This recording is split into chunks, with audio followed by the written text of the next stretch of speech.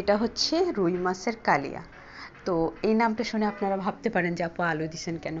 আসলে আমি এটা বাসায় খাওয়ার জন্য বানাইছি।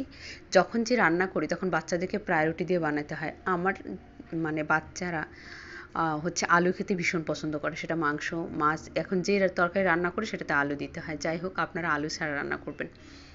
আমি এখানে রুই মাছের পিসগুলোকে হচ্ছে আদা বাটা, রসুন বাটা, হলুদ, লবণ এবং জিরা গুঁড়া দিয়ে ভালোভাবে মেখে আধা ঘন্টা রেখে দিয়েছিলাম।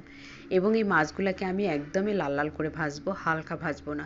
মোটামুটি হচ্ছে যে ক্রিস্পি হবে না, বাট এই মাছটাকে আপনারা ভাজার পরে খেতে পারবেন, এইরকম পর্যায়ে ভাজবেন।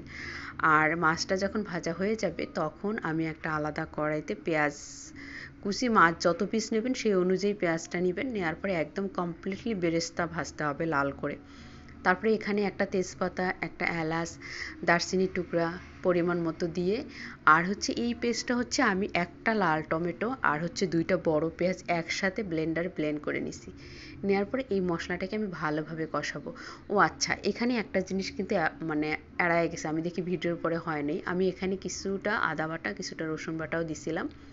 তারপরে এখানে হচ্ছে শুকনো মশলা, মরিচ গুঁড়া, জিরা গুঁড়া, তারপরে হচ্ছে হলুদ গুঁড়া, এগুলো শুকনো মশলা দিয়ে মশলাটাকে আমি ভালোভাবে কষায় নেব। দ্যাট মিন যখন তেলটা উপরে উঠে আসবে, আমি কিছুটা ঢেকে রাখছিলাম, ঢেকে রেখে একদম মশলাটাকে ভালোভাবে কষায় নিছি যেন কাঁচার যে স্মেলটা সেটা না থাকে। তারপরে এখানে দইটাকে আমি এখানে দই বড় চামচের 2 চামচ ভালোভাবে ফেটে নিয়ে টক দই আর কি এখানে দিয়ে দিলাম। দেওয়ার পরে এটাও ভালোভাবে নেড়ে নিব।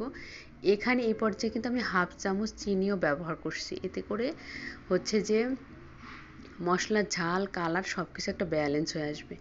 এখানে যে আমি আলুটা দিলাম, এই আলুটা আপনারা না দিয়েই মানে মাছটা রান্না করবেন, শুধু এখানেই এই জিনিসটা অ্যাভয়েড করবেন। আর যদি খেতে পছন্দ করেন বাসার জন্য তাহলে এটা দিতে পারেন। আমি আলুটাকে ভালোভাবে কষায় নিয়ে একটু পানি দিয়ে কমপ্লিটলি সেদ্ধ করছি। যখন আলু সেদ্ধ হয়ে গেছে, একদম হচ্ছে ঝোলটা একটু গাঢ় হয়ে আসছে, তখন আমি জাস্ট মাছটা দিয়ে চুলার আগুন একদম সর্বনিম্নে দিয়ে দমে যেভাবে রাখে সেভাবে, কারণ মাছটা আমার কমপ্লিটলি রান্না করা মানে ভাজা করা। আরও এটা হচ্ছে মোটামুটি সব মশলা দিয়ে আমি ভাজি করছি, সেখানে আর এটা আলাদা করে কষানোর কোনো দরকার নেই। তারপর হচ্ছে যে এগুলো একটু মানে ঝোলের মধ্যে ডুবায় আমি হচ্ছে দমে রেখে দিছিলাম। বাস হয়ে গেল রুই মাছের এই তরকারিটা। আপনার কাতলা মাছ দিয়েও করতে পারেন, রুই মাছ দিয়েও করতে পারেন, যে কোনো বড় মাছ দিয়ে করতে পারেন। হোপফুলি আপনাদের ভালো লাগবে, একবার ট্রাই করে দেখতে পারেন। এটা মোট কথা খেতে ভালোই লাগে, আত্মীয় স্বজন আসলে একটু স্পেশাল রান্না আর কি এই। আর বাসার জন্য বাচ্চারা এটাও খেতে খুব পছন্দ করে, কারণ এটা কালারফুল হয় কিন্তু অত বেশি ঝাল হয় না, স্পাইসি হয় না, দেখতে অনেক স্পাইসি লাগে বাট অনেক টেস্ট হয়।